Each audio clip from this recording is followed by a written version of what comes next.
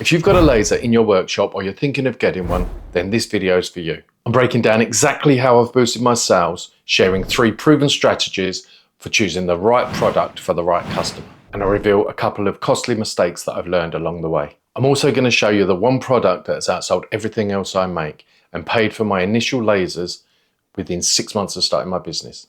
Now, when I first got my laser, I did what most people do. I engraved everything I could think of.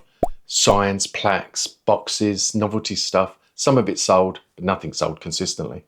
Not because people didn't like what I made, because I was getting some great feedback. But I realised that it wasn't the right product for that audience. They loved the idea. A lot of it was reclaimed materials. They liked the products, but it wasn't what they wanted to buy. What I eventually realised was that it wasn't just about having good products. It was about having the right products for the right audience. And once I started focusing on resolving this problem, things started to change. Early on, I'd just load the car with whatever I'd been making recently and hope for the best. Sometimes it worked, but often it didn't. Now, where possible, I always try and research them before I go. Try and find out what other stalls are there and what sells well if I can, because I can use that information to tailor the products on my stall. I was offered a stall at a local market that ran every 2 weeks, but unfortunately Judy and I was on a really bad run of events. They'd not been performing well at all, and we were exhausted. We'd been working 7 days a week for months. So instead of committing straight away, what we did was we decided to go and have a look. What we noticed straight away was one stall was far busier than the rest. It had constant queues all day long. It was a healthy dog food stall, and it had homemade kibble, homemade treats and pig's ears, chicken feet, that sort of thing. We spoke to the organisers. We knew we wanted to be close to that dog stall. Positioning of stalls was by first come, first serve basis, except for the dog stall who had a set position. So we got there early, we set up opposite him. I'd made a bunch of dog themed products, key rings, plaques, dog feed stations. This resulted in us having our best ever market day. Unfortunately, it was the end of the season and they shut down after that one for the rest of the winter, but we will be going back this year. This strategy had worked for us previously at a different venue. We went along, the footfall was quite a bit lower than we'd have liked, but we were assured that it was normally far busier.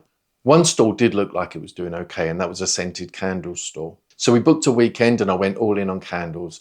I did extra holders like the heart-shaped one you may have seen on the channel. I did the table decoration ones where you get 3 candles and you have contrasting woods and various designs. I also used our risers that I've done previously on the channel and set them up with candles on.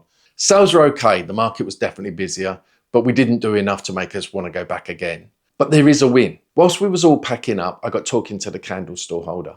I offered her a great price on all the extra candle related stock that I'd made, and she ended up buying that. But the best part is that she's now become a repeat customer and has ordered twice, but with her details engraved on the bottom. The key takeaway here is do not rinse and repeat the same event. It's usually the same customers, and once they've seen your items, the novelty wears away fast. Instead, try 4 or 5 regular markets, add in new stock, drop the things that are not selling, and add in seasonal items to keep it fresh. This approach has worked really well for us so far. Here's a couple of ways that I have found new customers. Towards the end of last summer, I was out with the family at a local tourist beach. There was surfers everywhere. There was cars in and out the car park, and they were lining the coastal road. It was jam-packed. Our boy said to us jokingly, "You should have a stall here," and we just laughed it off at the time. But I was sitting talking to Judy about a month later, and we decided that we really should have a stall there. There was definitely a good opportunity. So I made up 25 surfing related key rings, and then I made some oversized ones that could be hung from the center mirror of their car or van. We did some surfing related and beach related plaques, and as we do sublimation as well, Judy made some mugs and some ceramic coasters. We threw it in the car, we headed down there and literally sold it out the back of the car. In a couple of hours, we'd sold over £220 worth of items. To be on the safe side, we need to check if a permit's needed to sell there, but we will definitely be going back again. I get it, you might not have a tourist beach near you, but what do you have if you have a look around? Are there dog shows, equestrian events, car racetracks, or even fishing lakes? Now, obviously, you may not be able to sell out the back of your car, but you could speak to the organisers and see if you can set up a small stall there. If the fishing lake has a tackle shop, ask them if you can set up a small booth there. Or will they sell your products for a commission? If you can get in front of a targeted audience like this, you've got repeat sales opportunities on tap. I've mentioned before on the channel that I've got a bad back, and designing laser and 3D printed products means that you're in a seated position for long periods. Today's video sponsor is Boulies, and they contacted me about trialing one of their lumbar support chairs, and I have to say it's one of the most comfortable office chairs I've ever sat in, and I've bought some expensive ones in my time. The chair comes with fully adjustable arms, it has a headrest, a footrest, and absolutely amazing lumbar support. I am going to say it's far too good for the workshop, and this is going to be in my home office. To check out this one, which is the EP500, and the rest of their range, there's a link in the description. Early last year, I was contacted through my website from somebody who had bought a souvenir shop, and they wanted some custom items made. We had a good chat on the phone about the sort of thing they wanted, and I made up some samples, some locally themed key rings, some plaques with local attraction checklists on, and some bamboo pens and the bottle openers, the usual sort of novelty items. That one conversation turned into 4 solid orders throughout 2025, and we're already talking about how we can expand that for 2026. We were really excited. We started reaching out to loads of small businesses in this niche. We sent out loads of sample packs with really limited results. And this is where we hit a problem. Sending out samples got really expensive. And even though I spoke to every single shop owner, I feel they only accepted the sample offer to get me off the phone. As I said, the postage was crippling, and that doesn't even take into account the cost of the materials and my time. I do it differently now. I look for genuine interest. If someone's engaged in conversation and they're throwing ideas around, then I'll make up some sample images and send them over by email. If they reply and ask for physical samples, then I'll send them out.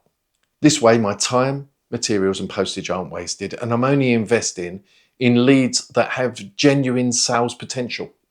And this has led to far better results, and I'm now supplying 4 additional shops. The second big mistake we made last year was taking on a weekly market stall.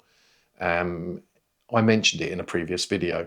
It was a 120-mile round trip, and that was both on Saturday and Sunday, and it was prepaid, and there was no refunds if you didn't attend. The biggest problem was the owner's focus wasn't on the market stalls at all. It was on the deer park they run. The market was just another revenue stream for them. For us, that meant hours of travel, large fuel costs, and all the extra time setting up and taking down the stall. And all this for very little return. We gave it 6 weeks and we cut our losses. The key takeaway here is identify when things aren't working. Don't keep grinding in the hope that things will get better. Imagine what we could have earned if we'd spent 4 of those weekends at better venues. The result of all our hard work over the last 2 years means that all of our machines have been paid off, including 4 3D printers. Hopefully in 2026 we can start seeing some real profit. And if we can do it, you can do it too. Is simply the humble keyring. It's absolutely shocked me how many sales I generate from this product. Almost everybody has one, and there are endless reasons to buy another. A new home, a new pet, a new car, a gift, an event. The list goes on, and the opportunities are massive. Over the last 2 years, we've sold keyrings to several large companies, including a large pharmaceutical. We've also sold to a local car garage, a solicitor's, and supplied them for place settings for a wedding. Same product, completely different customers, and it just keeps working. They're quick to make, easy to customize, and they are so cheap to produce. They can be applied to any niche, and they are perfect for impulse buys at fairs and markets. And that's basically how I run my business, from finding the right product for the right customer, to setting up my store correctly for the location, and to identifying and avoiding costly mistakes. If you take away just one thing from this video, let it be this. Focus on products that people actually want and present them the best way you can. The sales will follow. If you found this information useful, please hit the like button, subscribe for more woodworking and laser tips, and let me know in the comments what's the first product that you would take to a market. I'd love to hear your ideas.